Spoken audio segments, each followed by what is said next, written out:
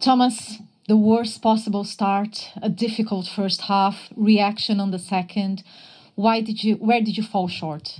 I think you said it correct.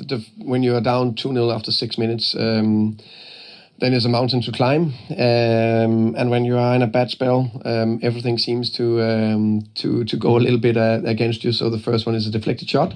Second one is a mistake that happened from Vic. I didn't like that our fans booed at him straight after, and a few times he touched the ball. It can't be true. Tottenham fans, because everyone support each other when you're on the pitch and when we do everything we can to perform. After, fair enough, the booing, no problem, but not during. That's unacceptable in my opinion. Then we rushed it too much first half in many ways, where we, wanted to come back into the game but couldn't do it in first half. Second half, much better, got a bit of momentum, created also